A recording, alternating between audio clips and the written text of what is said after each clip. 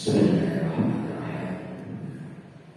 Assalamualaikum warahmatullahi wabarakatuh.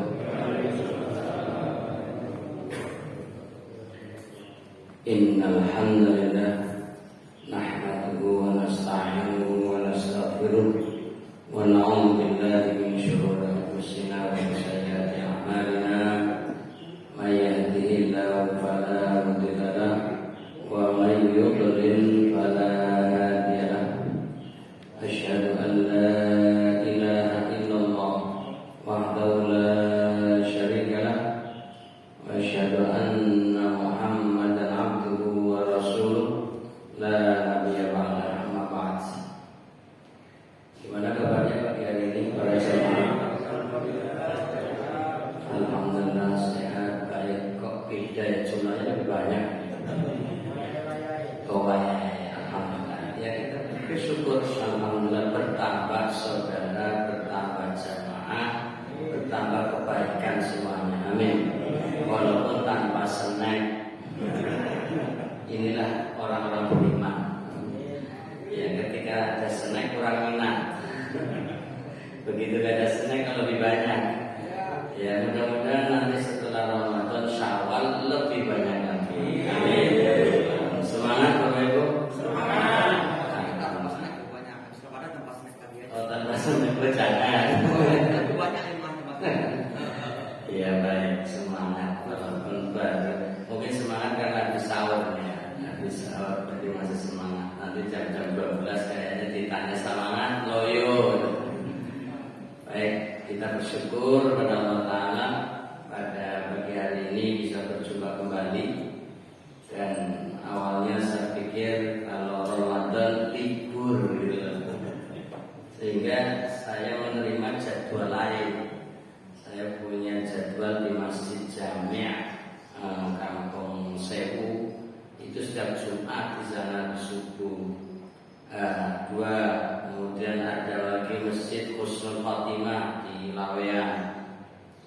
Begitu tahu masih saya bilang ini masih tetap, ya masih ada jadwal subuh. Wah, ini langsung saya konfirmasi ulang ke takmir masjid sana, mohon dirubah demi baitul syukur. Alhamdulillah di sana bisa digeser hanya 10 terakhir. Yang tadinya saya menghindar 10 terakhir ya surah apa lah 10 terakhir ya. Insyaallah telah ilmu juga. Kemudian hanya dirubah semua, geser selain hari Jumat. Ya, walaupun setiap subuh juga hampir ada pengajian tempat-tempat lain. Ya, untuk Jumat subuh spesial, alhamdulillah di sini berlanjut karena materi sebelum Ramadan juga kita tafsir, kecuali yang beberapa sekali pertemuan sebelum Ramadan kita mengkaji ayat-ayat siang. Ya, tapi kita sekarang karena melihat jamaahnya juga pada bawa tafsir, ya sudah kita tetap seperti biasa. Walaupun ini Ramadan tetap tafsir. Bukankah Ramadan ini syahrul Quran, bulan Quran, sehingga malah justru mengkaji tafsir ini lebih pas, lebih cocok. Terakhir di buku halaman berapa Pak yang kita baca? Bisa nggak baca mata, sudah kelihatan aja. Yang penting orangnya kelihatan. Halaman berapa? 126. Berarti sekarang surat Al-Lail. Baik. Kita bersolawat dulu untuk Rasulullah Muhammad Sallallahu Alaihi Wasallam yang telah sempurna mendapatkan ayat-ayat Al-Quran dan juga telah memberi penjelasan di samping memberi keteladanan, dan mudah-mudahan kita bisa ittiba' mengikuti jejak Rasulullah Muhammad Sallallahu Alaihi Wasallam, mendapat syafaatnya dan kita bersamanya fil jannah, di dalam surga. Syukur-syukur jannatul firdaus, surga kita. Allahumma amin. Sekarang kita membaca surat Al-Lail, surat yang ke-92. Tapi turunnya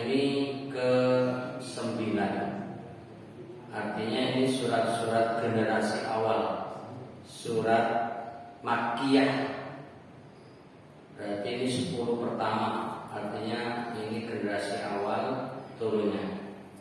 Dan terdiri dari 21 ayat. Mengingat waktu, mungkin kita hanya baca sebagian dari awal-awal surat untuk mempersingkat, dan kita membaca seperti biasa. Saya memulai bacaan, lalu diikuti, baru nanti saya bacakan terjemahannya dan penjelasannya. Sekiranya tidak bisa tuntas satu kali pertemuan, kita bisa lanjut pada subuh Jumat pada hari-hari berikutnya. Baik, saya baca terlebih dahulu dari ta'awudz basmalah, terus baca surat. A'udzu billahi minasy syaithanir rajim. A'udzu billahi minasy syaithanir rajim. Bismillahirrahmanirrahim. Bismillahirrahmanirrahim. Wal-laili idza yaghsha.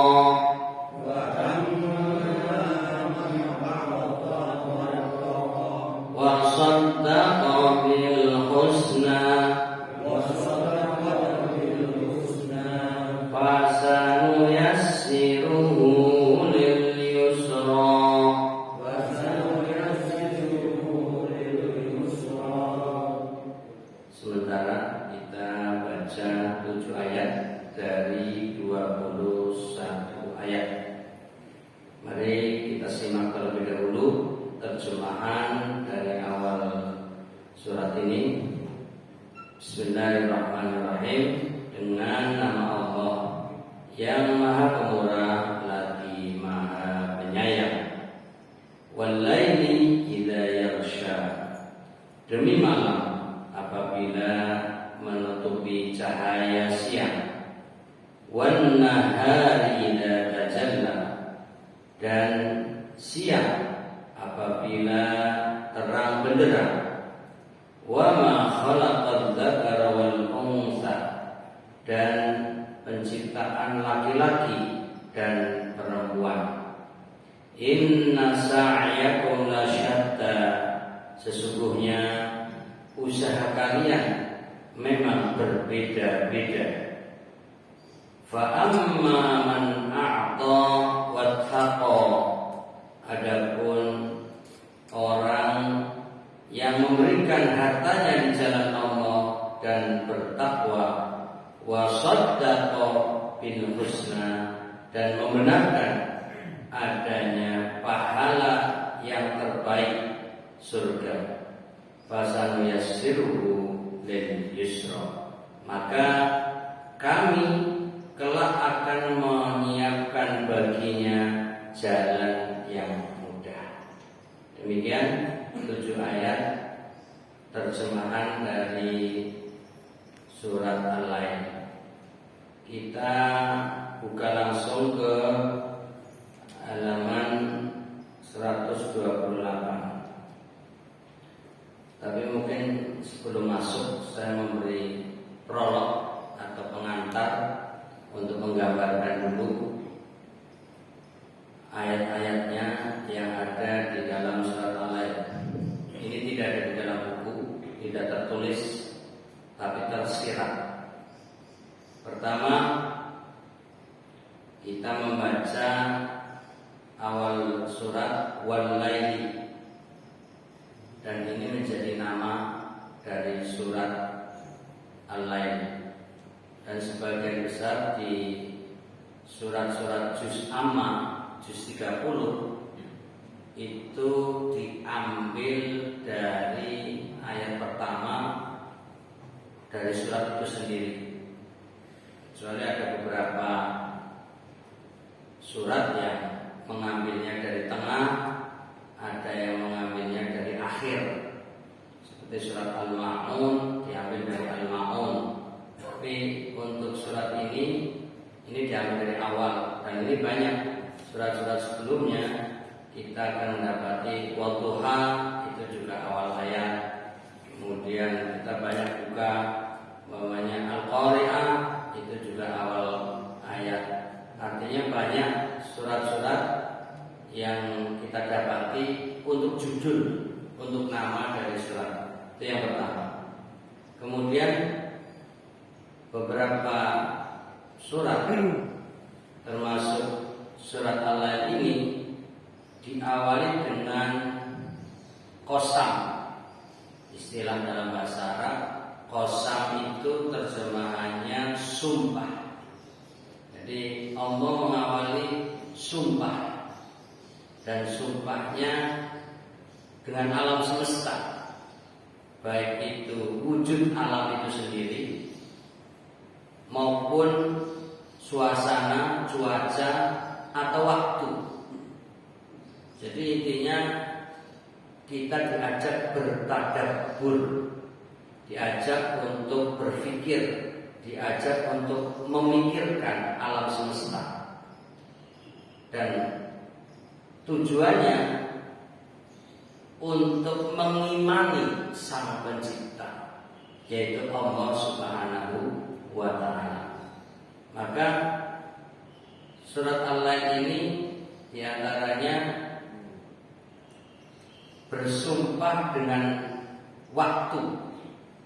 Al-Lail malam, An-Nahar siang, Wal-Laili demi malam, Wan-Nahari demi siang. Kemudian pada ayat 3 untuk mentadaburi jenis kelamin, dan itu kaitannya dengan penciptaan Allah. Wa ma khalaqal dzakara wal untha. Sebenarnya demi penciptaan laki-laki dan perempuan. Ini untuk menunjukkan bahwa Allah menciptakan makhluknya berpasang-pasangan. Wa khalaqnakum azwaja, dan kami telah menciptakan kalian berpasang-pasangan. Tapi dalam ayat ini bersifat umum, laki-laki dan perempuan, bisa manusia, bisa jin, dan bahkan makhluk lainnya. Di antaranya hewan-hewan itu juga berpasang-pasangan. Artinya biar bertadabbur jenis kelamin laki-laki dan perempuan itu dijodohkan, dipasangkan dalam rangka melestarikan keberadaan alam semesta. Kalau tidak ada pasangan laki-laki dengan perempuan, tidak ada keturunan, sehingga manusia bisa punah, jin bisa habis, makhluk lain seperti hewan bisa punah juga, bisa hilang. Karenanya Allah menciptakan laki-laki dan perempuan di antara tujuannya untuk melestarikan alam semesta, sampai Allah menghendaki dihancurkannya alam semesta ini, yaitu nanti pada hari kiamat. Kemudian pada ayat 4 Allah menggambarkan bahwa upaya, usaha, kerja, kehidupan ini lasyatta, berbeda-beda. Ini juga menggambarkan bahwa manusia khususnya ini memang berbeda-beda dari usahanya, dari pekerjaannya, dari amal ibadahnya, bervariasi. Ada yang fokus ibadah, mahdonya sangat tinggi, ada yang lemah, ada yang mikir dunianya lebih kuat daripada akhirat, ada yang keseimbangan antara dunia dan akhirat. Intinya berbeda-beda, dan ini nyata. Justru ketika kita baca ayat ini, kita semakin tahu betapa Allah hebat, telah memberitahu dan telah menciptakan makhluknya memang berbeda-beda. Jadi justru membaca ayat untuk semakin bertambah iman, untuk meningkatkan kualitas iman kita. Karenanya pentingnya kita membaca Al-Quran, karena kemampuan kita tidak sama dalam membaca ayat, butuh terjemahan. Dan tidak semua orang yang membaca terjemahan langsung paham. Maka pentingnya thalabul ilmi, adanya yang membantu menjelaskan seperti ini. Dan bahkan ustadz yang memberi penjelasan pun perlu thalabul ilmi kepada yang lebih ahli lagi, sehingga kita saling menyempurnakan, kita saling melengkapi. Karenanya kita terus memahami adanya perbedaan di antara kita. Karenanya tidak boleh kita saling menyalahkan, saling melemahkan, saling merasa dirinya lebih baik, lebih bagus dan lain sebagainya. Karena memang hakikatnya kita diciptakan berbeda-beda. Kemudian masuk pada ayat 5. Ini awalnya berkaitan dengan peristiwa khusus, yaitu sahabat Abu Bakar As-Siddiq. Ini nanti kaitannya dengan sababun nuzul, sebab turunnya ayat. Ini agak panjang, yaitu bisa dilihat kalau yang membawa buku nanti bisa membaca di halaman 131. Ya, di halaman 131 itu nanti ada penjelasan-penjelasan ya berkaitan dengan ayat ini. Ya, nanti kita bisa membaca di waktunya. Ya, intinya bahwa ayat ini ada hubungannya dengan peristiwa Abu Bakar As-Siddiq, atau juga lebih detail lagi di ayat di halaman 134. Di buku ini yang membawa buku bisa buka halaman 134, yaitu ayat-ayat di atas mengandung hukum yang bersifat umum sekaligus diturunkan karena menyangkut penyebab tertentu. Telah diriwayatkan bahwa ayat ini diturunkan berkenaan dengan Umayyah ibnu Khalaf yang dijuluki sebagai orang yang paling celaka. Ya, itu nanti pada ayat-ayat sesudahnya yang setelah ayat 7. Dan sahabat Abu Bakar As-Siddiq yang dijuluki sebagai orang yang paling bertakwa. Ini ayat 5. Fa amma man a'ta wattaqa. Ya. Ini berkaitan dengan sahabat Abu Bakar, atau juga nanti di halaman 127 ayat 17, yaitu dan kelak akan dijauhkan orang yang paling takwa dari neraka itu. Jadi sahabat Abu Bakar dijuluki sebagai orang yang bertakwa, bahkan atqa, yang paling bertakwa. Kemudian selanjutnya di dalam penjelasan, Umayyah ibnu Khalaf mempunyai seorang hamba sahaya bernama Bilal ibnu Rabah. Umayyah selalu menyiksanya lantaran dia masuk Islam. Di kala matahari sedang terik-teriknya, Umayyah membawa Bilal padang Mekah. Ya, bagi kita mungkin sudah paham, rata-rata mengerti bahwa Mekah itu panas.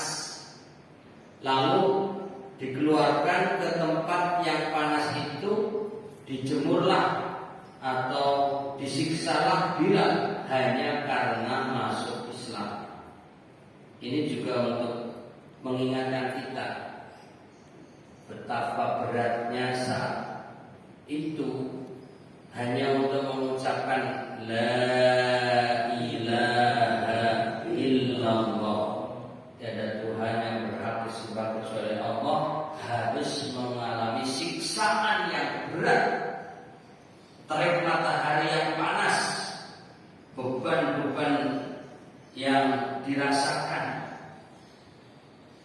Dengan mengingat itu kita justru bersyukur, alhamdulillah sekarang kita bisa menikmati suasana iman, suasana Islam. Kita bisa beribadah, menjalankan siam khususnya di bulan Ramadan dengan tenang, dengan nyaman, saking tenangnya ngantuk pun bebas. Amin, mudah-mudahan ngantuk semua. Ini untuk menunjukkan betapa amannya suasana kita, nyamannya saat ini, tenangnya perasaan kita, sehingga tanpa ada halangan, tidak ada rintangan, kita menghadiri pengajian dengan damai sentosa, ngantuk pun bebas. Lanjutkan. Ya, ya, ini saking nikmatnya. Ini untuk menambah syukur kita betapa suasana pagi ini damai, sehingga kita nyaman, tenang. Sudah begitu ruangannya ber-AC, masjid Baitul Syukur makmur. Alhamdulillah, suasananya adem ayem, ya, pakai AC. Kita bandingkan bagaimana perjalanan keimanan sahabat Bilal, hanya mengucapkan ahad, ahad, la ilaha illallah, diseret ke padang pasir. Betapa panasnya Mekah. Nah, makanya membaca seperti ini biar bertadabbur, mikir dalam rangka meningkatkan kualitas kesadaran kita, meningkatkan keimanan kita, dan akhirnya kita menjadi orang yang bertakwa. Saya lanjutkan. Lalu Bilal ditelentangkan di atas pasir yang panas, dan ia memerintahkan pembantunya agar meletakkan batu besar di atas dadanya. Masya Allah. Ini hanya karena tauhid, la ilaha illallah. Mari kita bersyahadat dulu. Asyhadu an la ilaha illallah wa asyhadu anna Muhammadar Rasulullah. Mudah-mudahan ini menjadi persaksian kita menjadi orang yang beriman, dan ini pengantar kita menuju surga. Amin ya rabbal alamin. Umayyah berkata kepadanya, kamu masih akan tetap dalam keadaan demikian hingga mati atau ingkar terhadap Muhammad. Jadi pilihannya dua, mati atau jika takut mati atau tidak mau mati maka murtadlah. Jadi tawarannya untuk keluar Islam, murtad. Ini kan berat. Ini mau umpama. Kira-kira kalau kita ditantang seperti itu, milih mati dalam keadaan Islam, dalam keadaan iman, atau menghindari siksaan biar bebas dari sakit, mendingan keluar Islam, murtad. Milih mana? Wong iki yo lebih upo milih mati. Ini bukti bahwa kita punya iman yang kuat. Mudah-mudahan kita husnul iman. Allahumma kita harus terus memotivasi diri, harus terus mengingatkan diri bahwa akhirnya toh kita akan mati. Hanya beda-beda matinya, ya waktunya juga berbeda, proses kematiannya juga beda, tempat kematiannya juga tidak sama. Lalu bagaimana kita nanti matinya seperti apa kita tidak tahu. Tapi yang jelas pertama, kullu nafsin dha'iqatul maut, yang bernyawa pasti akan merasakan kematian. Dan yang kedua, kita berdoa selalu berharap mudah-mudahan husnul khotimah. Amin ya rabbal alamin. Cerita selanjutnya, pada suatu hari lewatlah sahabat Abu Bakar As-Siddiq radhiyallahu anhu yang langsung berkata, "Hai Umayyah, tidakkah kamu takut kepada Allah terhadap orang miskin ini? Sampai kapankah kamu menyiksanya?" Umayyah berkata atau menjawab, "Engkaulah yang telah membuatnya rusak, maka selamatkanlah dia dari siksa yang kamu lihat ini." Jadi Abu Bakar berusaha mendiskusikan, mendialogkan, mengajak bicara ya kepada Umayyah. Ini pendekatan humanis, pendekatan kemanusiaan, pendekatan sosial, pendekatan perasaan. Artinya sudah dia orang miskin, berstatus budak, ya, disiksa sedemikian rupa. Jadi mencoba mengajak pendekatan dialogis, komunikatif antara Abu Bakar dengan Umayyah. Tapi bukannya direspon positif, bukan direspon dengan baik, tapi malah ditantang, sekaligus menyalahkan. Bahasanya, itu gara-gara kamu, gara-gara kamu ngajak-ngajak Islam, ya itu jadinya saya siksa.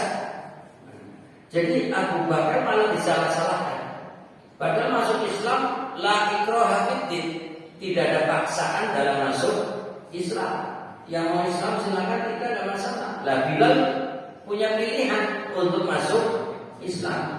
Kalau membela diri bukan karena saya, tapi dia sendiri yang punya kesadaran untuk masuk Islam. Tapi kan tidak diperdebatkan. Abu Bakar pilih mencari solusi. Bahkan ditantang, ya, ditantang dengan bahasa selamatkan. Berarti kalau kamu mau menyelamatkan dia, bayar. Nah, urusannya duit ini. Ternyata dari dulu sampai sekarang UUD masih berlaku. Ujung-ujungnya duit. Kita sepakat ya. Apa-apa udah UUD, ujung-ujungnya duit. Bukan undang-undang dasar, tapi ujung-ujungnya duit. Nah ini Abu Bakar sigap, bergerak cepat, tidak berpikir pakai lama, langsung berapa. Nah, ini kalau bahasa guyonan sekarang, wadikiro, gitu kan. Jadi Abu Bakar tidak banyak pikir, pokoknya saya bayar, gitu kan. Nah, berapapun yang dia tetapkan, berapapun harga yang dia tentukan, karena saat itu yang namanya budak seperti hewan, dijual belikan. Masya Allah. Dan misi Islam melalui Nabi Muhammad SAW adalah membebaskan perbudakan. Karenanya banyak pelanggaran-pelanggaran dalam Islam, salah satunya diawali dengan bebaskan budak. Seperti hukum dalam siang Ramadan, siapa yang berhubungan suami istri di siang hari bebaskan budak. Wong suami istri halal apa haram? Halal, tapi melanggar karena di bulan Ramadan siang-siang lagi siang haram berhubungan suami istri. Tapi melakukan satu di antara pertama kafarohnya untuk membebaskan kesalahannya dengan cara bebaskan budak. Itu salah satu misi utama dalam Islam, pembebasan budak. Jadi jangan gagal paham Islam agama perbudakan, bukan. Justru Islam ajaran pembebasan budak. Salah satu contohnya tadi ada pelanggaran, lalu untuk dibebaskan budak. Ini sisipan untuk menambah keterangan, dan saya kira ini sudah populer ya, untuk sisipan saja. Ada seorang yang datang kepada Nabi Muhammad SAW, lalu menceritakan, saya habis berhubungan suami istri. Kira-kira zaman sekarang ada nggak orang cerita-cerita gitu? Ya tergantung suasana. Kalau ada maunya cerita. Jadi cerita ini dalam rangka mencari tahu solusi dan hukumnya, hukum dan solusinya. Lalu Nabi kamu kan sudah tahu bahwa siang tidak boleh berhubungan suami istri. Lalu gimana, sudah terlanjur ya Rasul? Kalau begitu bebaskan budak. Apa jawabannya orang itu? Ya Rasul, mana mampu aku membayar untuk membebaskan budak. Ibaratnya saya nggak punya uang, lah bahasa sekarang, saya nggak punya uang untuk membayar budak biar bebas. Ya sudah, kamu ya puasa saja 2 bulan berturut-turut. Apa kata dia? Yang maknanya kalau bahasa guyonan sekarang, mana tahan. Wong sekarang Ramadan 30 hari, baru beberapa hari saja sudah saya nggak kuat gitu loh. Hanya menggauli istri. Artinya saya tidak mampu untuk siang 2 bulan berturut-turut. Wong Ramadan 30 hari saja sudah saya langgar. Ini orang melanggar tapi ngeyaknya begini. Ya sudah, kalau gitu kamu kasih makan 60 orang, in'amu sittina miskin. Kasih makan 60 orang. Apa jawabannya? Ya Rasul, saya nggak punya untuk memberi makan kepada 60 orang. Nabi ini tidak marah. Kira-kira kalau jenengan yang diadu orang seperti itu nesuk orang. Dari wajah-wajahnya kurang meyakinkan sabarnya. Kecuali pas sabarnya. Namanya sudah sabar dan sabar selalu. Jadi artinya menghadapi orang melanggar salah ngeyel pula. Ini repot. Ini pelajaran buat kita bagaimana menyikapi masalah, dan kita harus mengatasi masalah tanpa masalah. Solusinya bagaimana? Nah, akhirnya Nabi masuk ke rumah, punya kurma, yang kemudian dia takar kira-kira untuk 60 orang. Hanya sudah ini kurma, tolong ini bagikan ya atas namamu karena engkau telah melanggar. Jadi justru Nabi yang bayar untuk dia, Nabi sedekah untuk dia yang suruh berbagi saja. Tapi dia suruh bagikan saja, mendistribusikan ke orang-orang miskin. Apa kata dia? Ya Rasul, masih adakah orang yang paling miskin di dunia daripada saya? Doangnya yang baru tadi. Jadi wong suruh bagi saja masih ngeyel. Masih adakah orang yang lebih miskin di dunia ini daripada saya? Akhirnya apa kata Nabi? Kira-kira kalau jenengan syukur kalau begini. Nah, ya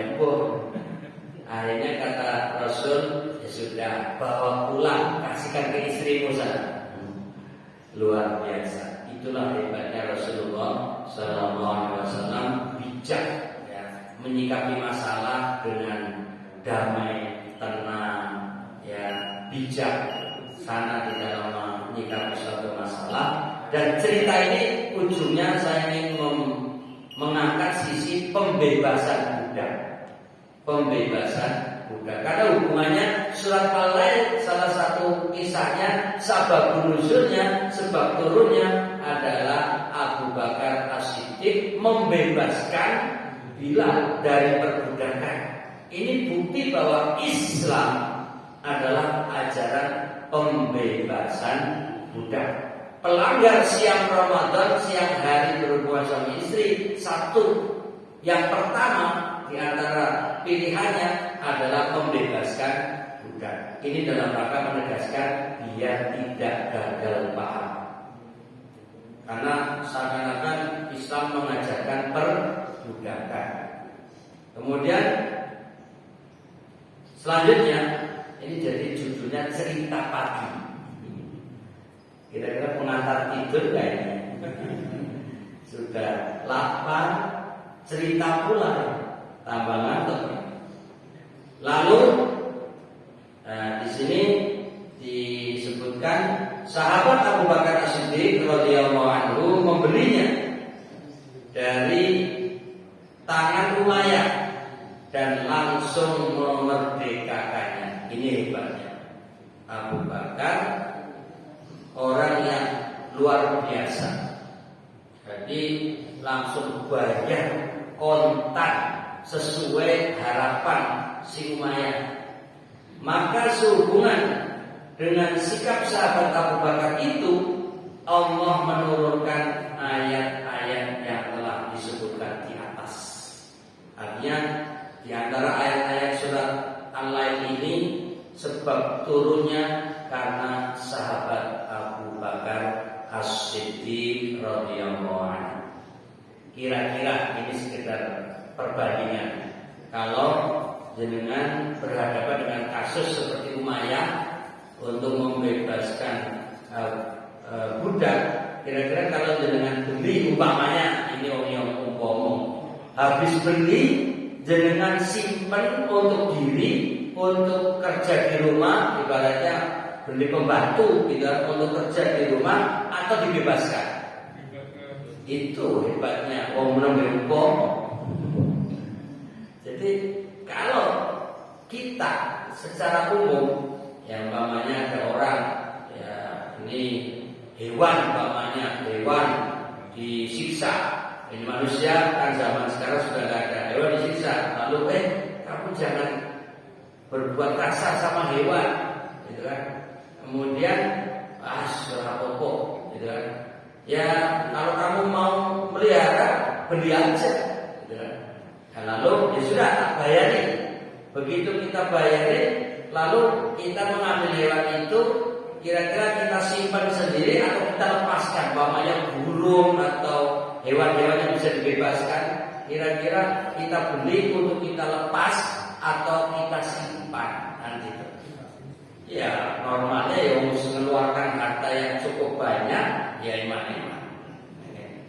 Nah ini kelebihan Abu Bakar As-Siddiq, membebaskan itu sendiri sudah pakai harta. Artinya membelinya pakai harta, habis itu dia bebaskan tanpa solusi, tanpa syarat. Ini solusi menyelesaikan masalah. Ini juga menginspirasi kita untuk banyak bersedekah tanpa pamrih. Ya, umpamanya ada penawaran, ini ada tanah wakaf untuk pembangunan masjid. Kira-kira siapa yang mau bersedekah, siapa yang mau wakaf? Nah, orang-orang yang terinspirasi dari Abu Bakar akan, saya 1 meter, saya 2 meter, saya 1 kotak, saya 1 kapling umpamanya. Secara umum, orang kalau beli tanah untuk sendiri atau dibagi? Untuk sendiri. Jadi sudah kita mengeluarkan uang, ya tanah itu mestinya kita miliki. Itu umumnya. Tapi karena kita inspirasi, ya seperti kasus Abu Bakar, kemudian motivasi untuk bersedekah dengan imbalan pahala dari Allah, maka kita bayari tanah, habis itu kita wakafkan. Itulah sekelas Abu Bakar As-Siddiq. Siap seperti Abu Bakar? Ngomong jawab toh jawab apa? Poki urung nyata, baru umpama hanya seandainya, ya. Ini seandainya. Tapi kalau nyata, siap? Jawab toh orang apa? Siap? Nah, gitu loh semangat biar pulangnya melek loh. Nah, ini. Jadi artinya kalau ada pengumuman, ya, wakaf Al-Quran, ya, semangat. Pengumuman ada wakaf tanah untuk pondok pesantren, untuk pembangunan pendidikan, untuk panti asuhan, untuk masjid, untuk rumah tahfidz Quran, untuk ini dan itu yang kebaikan-kebaikan umat. Bismillah.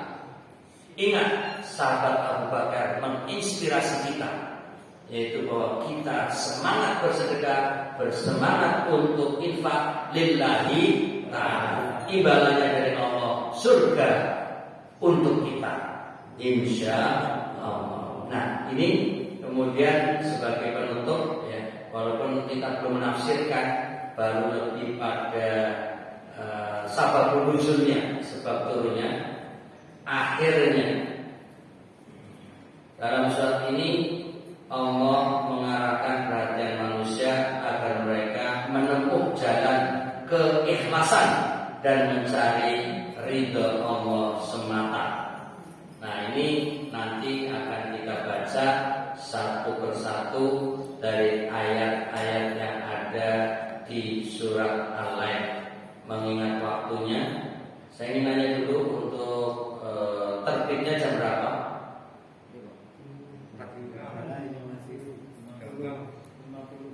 50. Berarti kalau kita tutup belum boleh sholat. Berarti boleh saya tambah atau cukup?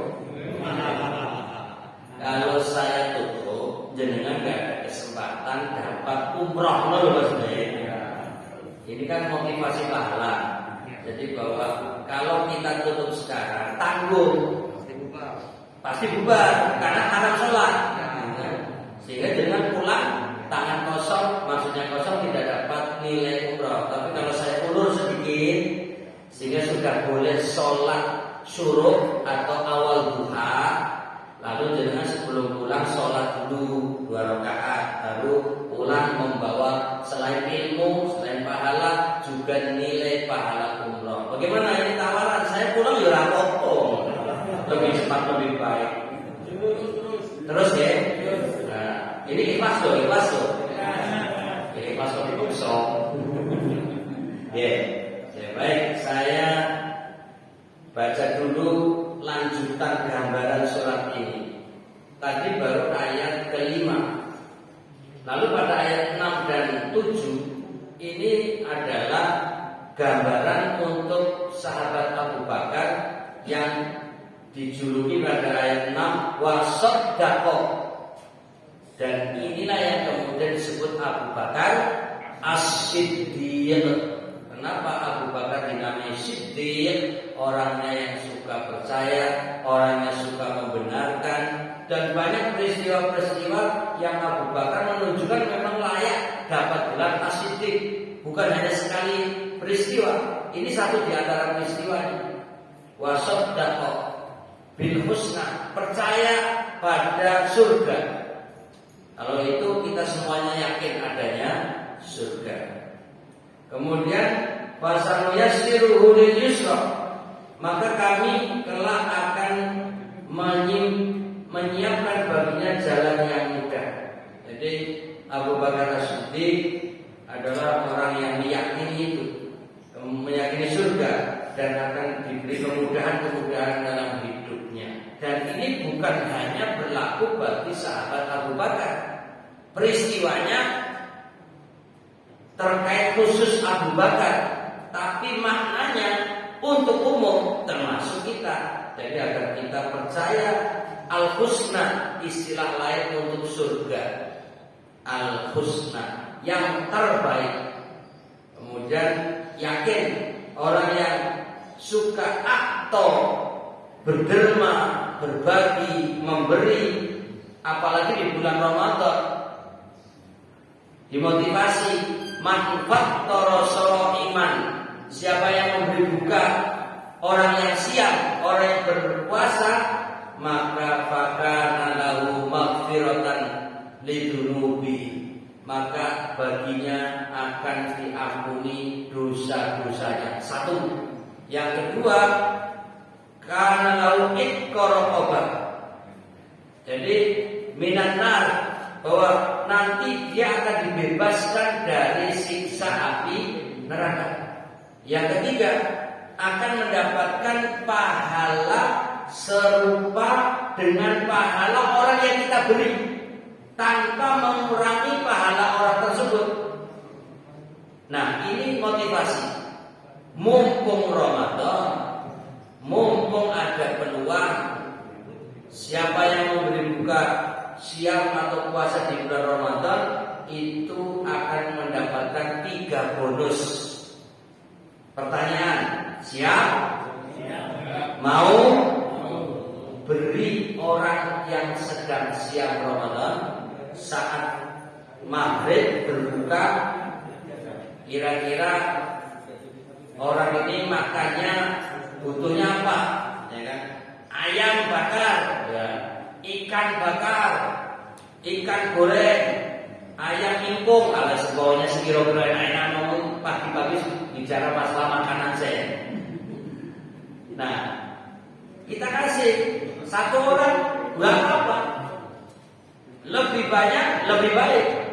Pamannya mengumpulkan 10 orang, atau kita bikin kotakan nasi dengan lauk-lauknya, kita kasih ke masjid, di sana ada mungkin 50 orang. Ya, semakin banyak yang kita berikan, semakin tinggi pahala yang kita dapatkan. Pertanyaan, kalau seandainya nggak punya, lalu marah kodire kangelan umpamanya, seperti kasus orang tua tadi yang lapor ke Nabi, wah saya nggak punya, dan ini para sahabat berbicara seperti itu, saya nggak punya. Lalu Nabi bilang tetap dapat pahala, walaupun hanya memberi 1 biji kurma. Ini motivasi bahwa andai kan nggak punya memberi nasi dan lauknya, hanya punya kurma, ya kita kasih orang itu 1 kurma semampu kita. Umpamanya nggak ada kurma, ya sudah kita kasih yang lain. Apa? Umpamanya ya kita kasih kolak. Ya, kalau kita punya kolak, nggak punya, cari talo, ya serah bohong. Bau dia bohong. Intinya apapun yang kita punya berikan. Nggak punya itu semua, kita kasih seteguk air putih, itu sudah cukup. Akan mendapatkan pahala. Karena itu bergegaslah, bersiap-siaplah, bersegeralah kita siapkan untuk memberi orang lain berbuka. Mungkin di musola masjid kita ini sudah cukup, kita cari orang. Mungkin di jalan ada yang kira-kira wajah yang ahli siap, ya kita kasih. Ya, tidak bermaksud mengurangi kehormatan dia, kita kasih. Mudah-mudahan dimakan dan kita mendapatkan pahalanya, dibagi di mana-mana. Bahkan ada yang berbagi di penjara. Karena itu saya pernah masuk penjara. Saya benar-benar pernah masuk penjara dalam rangka memberi tausiah para narapidana. Karena buka bersama. Jadi ada orang yang pengen memberi buka bersama di penjara, lalu menghubungi saya, ini tolong bagikan ke para napi, lalu dikasih tausiah gitu. Ya sudah, kita masuk izin dulu dan resmi kumpulkan semuanya. Ya macam-macam. Ada memang yang di penjara sebenarnya orang-orang baik, wajahnya juga wajah ahli ibadah, ada yang penuh tato, ya macam-macam. Ya sudah, yang penting kita kasih dia untuk makan yang biasanya mungkin nasi sepiring dengan lauk yang sederhana, kita kasih makanannya lebih enak, tapi ya biayanya tinggi untuk memberi makan ke napi, dan itu juga bagian dari nilai tertinggi untuk dapat pahalanya. Singkatnya bahwa Allah menjanjikan siapa yang akto, lihat ayat 5, akto, man akto, ya, siapa yang berbagi, yang memberi hartanya di jalan Allah, maka akan mendapatkan al-husna, yaitu ayat 6, surga. Tentu diiringi takwa.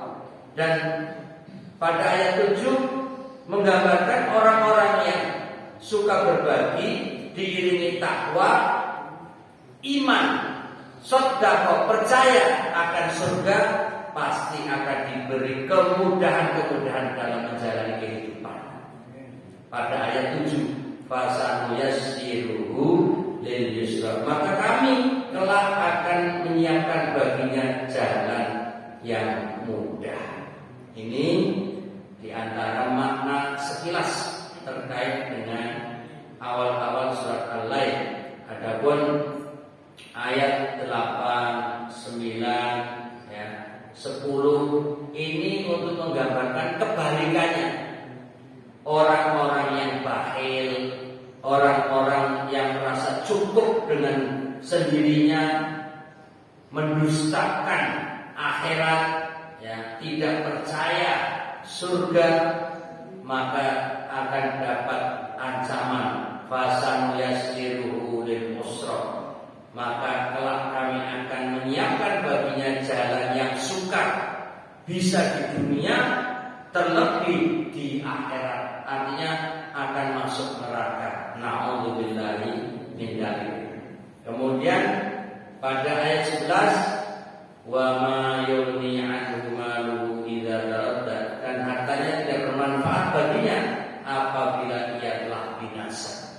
Artinya menjadi orang yang kaya, mengumpulkan banyak harta, tapi tidak mau berbagi, tidak mau berinfak, tidak mau bersedekah, dalam ayat ini menggambarkan sia-sia, bahwa hidupnya hanya mengumpulkan banyak harta, tapi tidak bermanfaat setelah binasa alias setelah mati. Di dunia saja harta yang begitu banyak belum semua dinikmati, sudah begitu tidak dibawa mati, tidak pula mengantarkan ke surga, itulah rugi. Kira-kira kalau jenengan punya harta 1 miliar, ya kan? Kemudian 1 miliar itu untuk beli makanan semua, kira-kira bisa nggak makan sekaligus? Ayo orang mungkin no. Walaupun satu menunya harganya 100 juta, ini masih sisa, katakan 10 piring, berarti 1 miliar. Oh, gitu hayalan. Ngono ya ora mungkin sekaligus makan. Artinya kita hanya ingin memuaskan diri, itu akan rugi. Makanya apa yang kita miliki, ya kalau tidak semuanya sebagian, kalau tidak sebagian seperempatnya, kalau tidak seperempatnya semampunya. Intinya kita tetap bersedekah, tetap berbagi. Setuju? Mau? Mudah-mudahan ini pengantar untuk kita semakin baik. Hari ini lebih baik dari kemarin, dan esok lebih baik dari hari ini.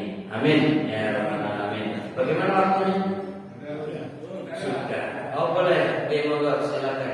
Jadi masalah perbudakan, kasus Abu Bakar itu juga berlaku masa ini. Iya. Contohnya Pangeran Diponegoro. Iya. Yang anti perbudakan zaman dulu, kalau saya bilang, kalau muji-muji Pangeran Diponegoro itu ditangkap.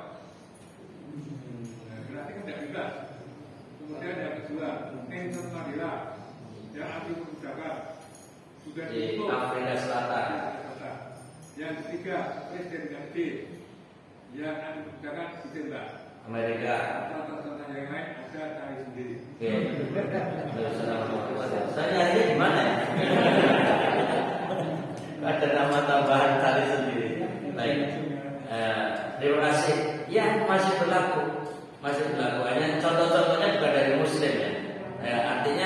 intinya Islam mengajarkan pembebasan perbudakan. Masih ada. Indonesia dulu juga sempat dianggap warganya dijajah itu kan sama dengan perbudakan, Pak Farid, ya kan?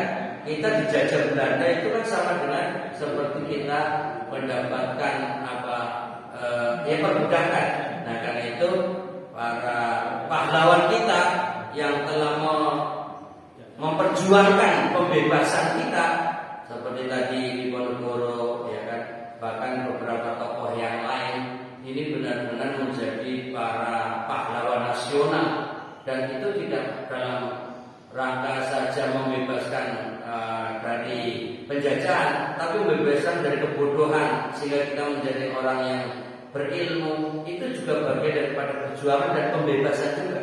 Kemarin saya dari Grobogan, daerah Selo, di situ ada Ki Kanjeng Selo. Itu salah satunya di situ tokoh-tokoh dan disebutkan di Ponorogo, termasuk keluarga Ki Kanjeng Selo yang diberi kehormatan dari pemerintah menjadi pahlawan nasional, termasuk di dalamnya Kiai Haji Ahmad Dahlan. Itu keluarga Ki Kanjeng Selo, betul. Oke, itu ada tulisannya, ada fotonya, ada termasuk Ibu Siti Walidah, itu masuk di situ. Saya juga baru baca kemarin, kebetulan saya ke Grobogan dalam rangka takziah, tapi di situ dekat peninggalan Mataram, dan intinya ada silsilahnya sampai Nabi, ada silsilahnya sampai Nabi, termasuk di situ ada juga Butin namanya di situ dan lain sebagainya. Artinya bahwa pembebasan perbudakan itu bentuknya variasi, bisa dari perbudakan dalam arti fisik, bisa perbudakan dari mental, perbudakan dari ekonomi, perbudakan dari berbagai hal. Kalau kita berjuang untuk membebaskan itu semua, maka ibaratnya kita mengikuti perjuangan sahabat Abu Bakar As-Siddiq. Semangat? Ini semangat pulang atau semangat terus? Pulang, ya. Baik, ada yang mau nambahin, Bapak? Ada lagi? Cukup? Nah, wajah-wajahnya ikhlas pulang. Baik, kita akhiri dengan kafaratul majlis. Subhanallahumma wa bihamdika asyhadu an la ilaha illa anta astaghfiruka wa atubu ilaik. Mudah-mudahan kita bisa berjumpa kembali pada pertemuan yang akan datang, masih dalam surat Al-Lail. Tolong ingat-ingat, masih dalam surat Al-Lail. Akhirul kalam. Assalamualaikum